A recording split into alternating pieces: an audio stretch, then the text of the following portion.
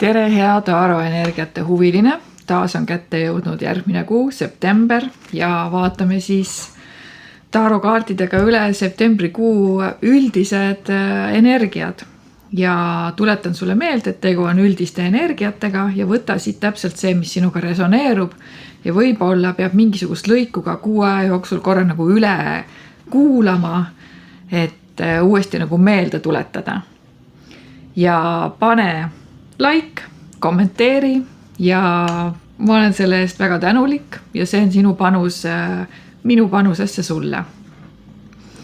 Siis mina olen Ülle Viljandi stuudios Taroka. Oled alati tere tulnud siia külastama, maale vaatama või Taaro ennustust saama. Nii, lähme edasi siis Taaro septembri ennustuse energiate juurde. Ja kui ma siin kaarte ladusin, siis tundus, et see septembri energia on suht selline nagu tegus ja aktiivne ja julgust ja ettevõtlikkust nõudev. Ja vaatasingi, et mõtteid, oskusi, vahendeid võib sul olla nagu piisavalt. Aga küsimus ongi lihtsalt selles, et kuidas sa neid kasutad? Millal sa neid kasutad? Kas üldse kasutad? Või mõtled sa, et oleks, teeks, võiks, et jah. Ja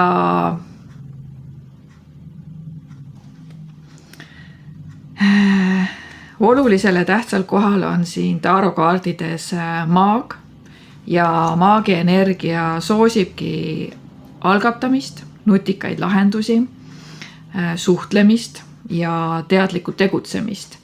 Ja see on ka see esimene impulss, esimene tõukejõud, esimene siuke enesekindlus, kus mina lähen ja teen, mina lähen ja ütlen, mina lähen ja võtan, mina lähen ja küsin.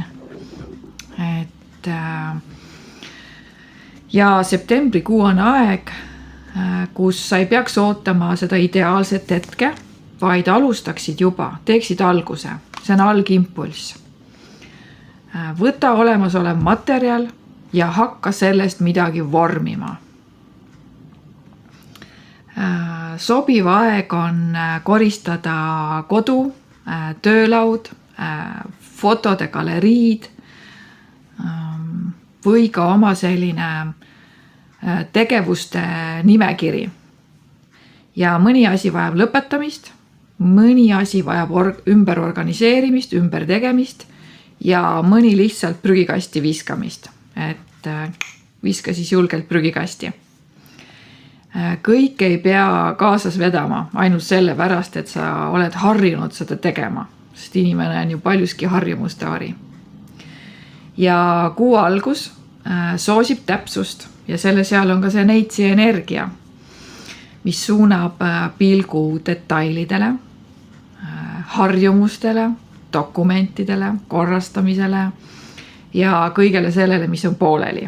Ja sa võid märgata, et mõni augustist saadud taipamine või hea idee tõuseb uuesti septembris nagu pinnale. Et ta on nagu ära vajunud, veits ära kustunud, ununenud ja siis ta tõuseb uuesti nagu ülesse, tuleb meelde või miski asi tuletab selle meelde. Aga ta tuleb juba siis sellise nagu praktilise väljundina, et läheneda hoopis sellele kas teisest küljest või see tuleb nagu sellise uue taipamisega, uue algimpulsiga. Tööenergiat, töö ja eneseteostus. Ja töö ja eneseteostusega seoses on väga hea aeg tööasjade käivitamiseks, korrastamiseks ja iseenda nähtavamaks muutmiseks. Jällegi, mina ise tulen ja näitan ennast. Sul võib tekkida idee, kuidas midagi lihtsamalt, kiiremini või nutikamalt teha. Oluline on see, et sa märgid sinna juurde tähtajad. Mitte ei mõtleks liiga pikalt. Head ideed on, mida nendega nüüd pihta hakata, terve hunnik häid ideist. Aga lahterda need ära, kui vaja, pane või Exceli tabelisse või kirjuta omale üles, millal sa midagi teed, pane tähtajad juurde ja mõtle seda pikemas perspektiivis. Äkki on vaja minna ennast täiendama või saad omal käel midagi juurde õppida. et olgu selleks AI, mingi äpp, videote tegemine, eneseväljendus, rääkimine, kõnelemine või olgu see kas või millegiks vabaks saamine, iseenda silmade näitamine, et siin on silmad kinni seotud, läbimurdmine millekski, et enesekindluse kasvatamine kursus näiteks, jaa. Et või olgu see või giidiks õppimine, sest selles kaardis oli ju see, et ma ei näe kuskile nuka taha, olgu see või giid, kes näitab sulle kõik ette. Nii, siis vaata tööalaselt üle oma pooleli olevad tööd, projektid, samamoodi hinnad, tasud, pakkumised, dokumendid, vaata üle koduleht, vaata üle oma kalender ja töökorraldus. Ja pisiasjad võivad saada määravaks. Kas järgmine samm läheb ladusamalt, kiiremini või hakkab ikkagi kinga sees mingi väike, see on küll niisugune suur kivi, hakkab mingi väike kivi hõõruma, vaata kui ebamugav on, tegelikult võib olla väike liivatera ja vaat kui sõõrub jala ära. Et pisiasjast võib saada nagu siuke suur probleem, aga see viitab ka sellele, et sa võid pisiasja suureks puhuda. Et vahest on pisiasi, mis ei ole tegelikult kinga sees sul kivikene, vaid on miski muu pisiasi, aga sa puhud selle nagu tohutu suureks. No, teised näevad, et see on tohutu suur. Sina ise ei pruugi seda näha, sinu jaoks see on ülioluline. Nii, ja rahaasjades on samamoodi aukohal kõik see, mis on praktilise poolega seotud. Vaata jällegi üle oma kulud, tulud, arved, lepingud ja kontrolli, kas mõni väike rahaline leke on jäänud tähelepanuta, kuskile lekib ära raha. Ja septembris siis, kuna on praktiline pool eelkõige esindatud, siis kasuta kalkulaatorit, jällegi see sama kaart, kiirust,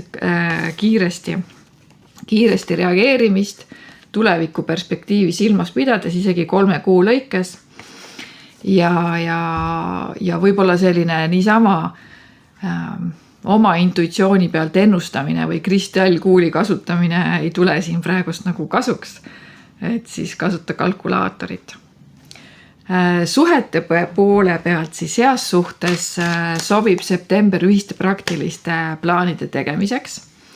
Võite korrastada kodu, majapidamist, jagada ülesandeid, võtta üle midagi või võtta mingisugune töö uuesti käsile, mida oli pikalt edasi lükanud, või siis kui te ei ole ammu juba väljas käinud või koos aega veetnud, siis võtke see plaani, kindlasti võtke plaani, et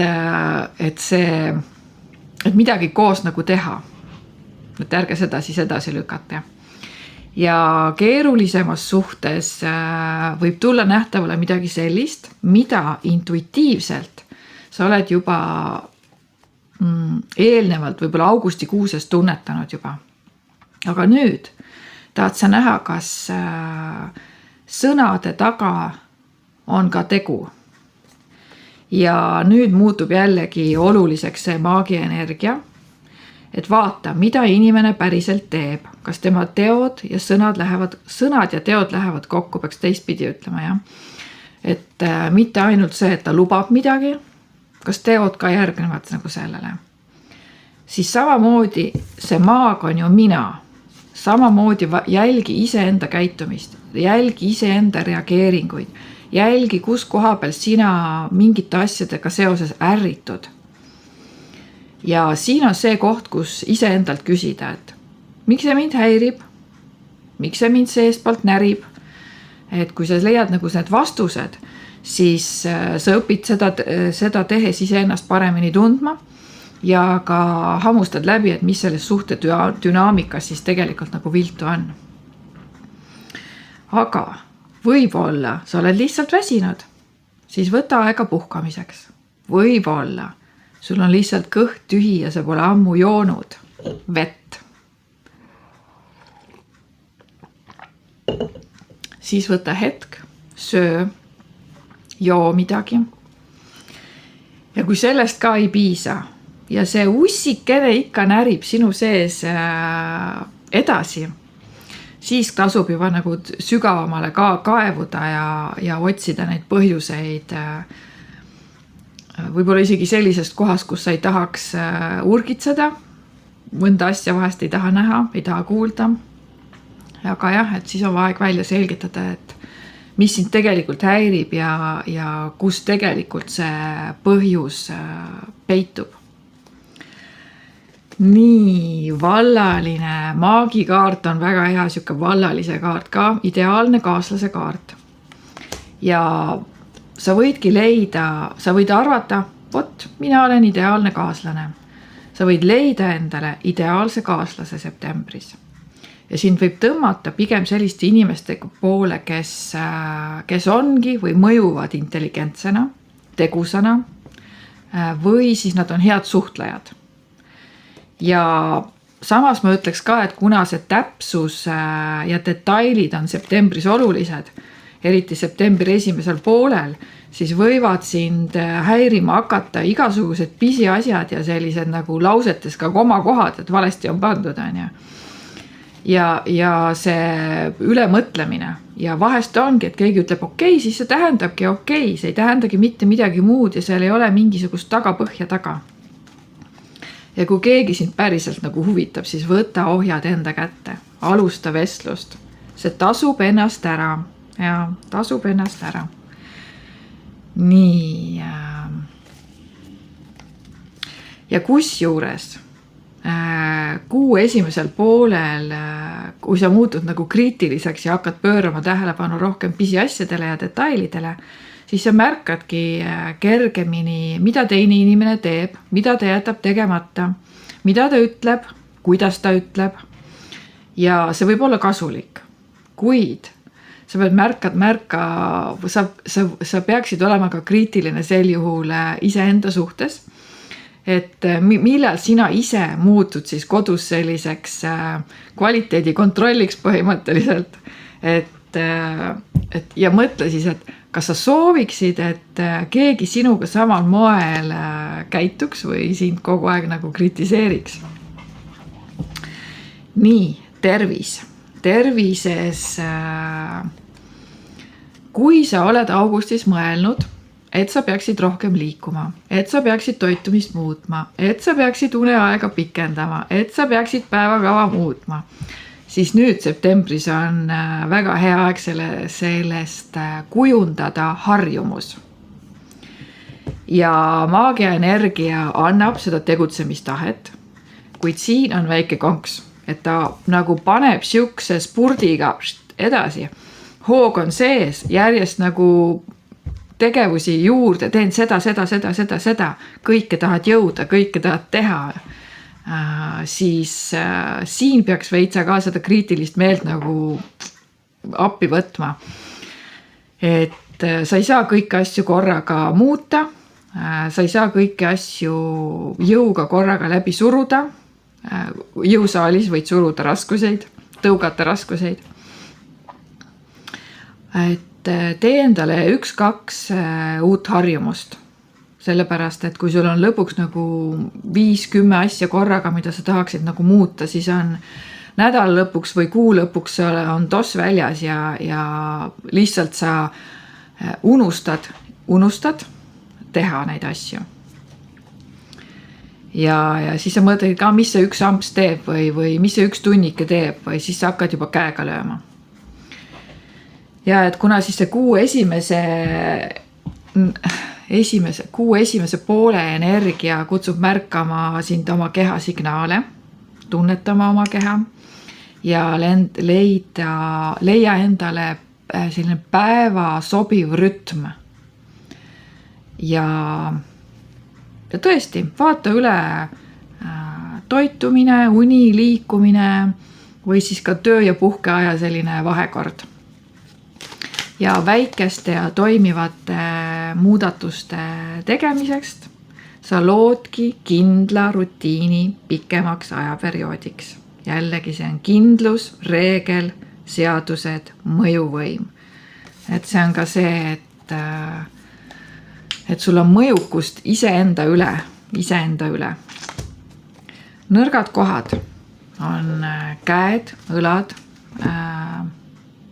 kael, hingamisteed, kopsud, et kuidas sa täie rinnal hingad, närvisüsteem, magusooled, pinge kõhus, seedimine, aga ikkagi ka uni ja sotsiaalne müra kurnab rohkem kui tavaliselt.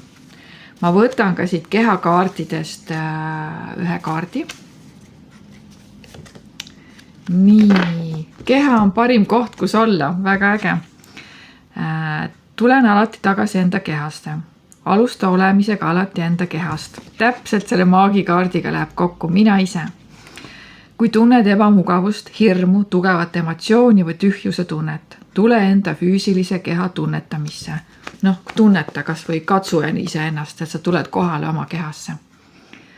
Su keha oskab su kogemuses sind kõige paremini hoida ja suunata järgmistu toetavate tegevuste juurde.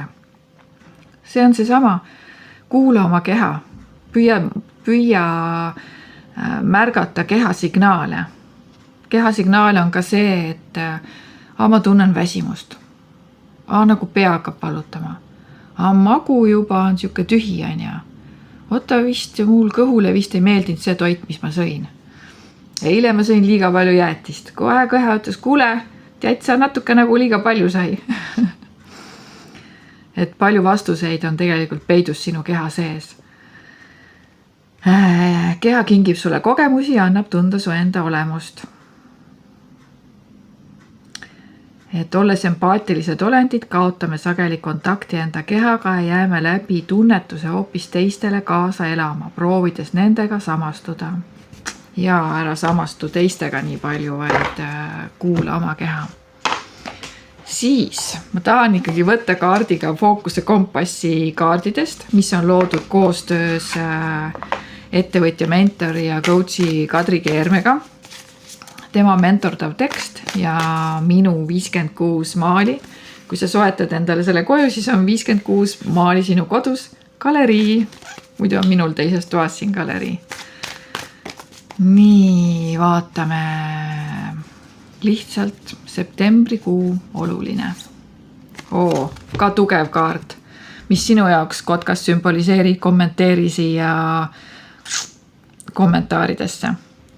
Lind, kes istub puu otsas, ei karda oksa murdumist, sest ta ei toetu oksale, vaid oma tiibadele. Jällegi mõtle see sama, ütleb mina ise, minu enda jõud.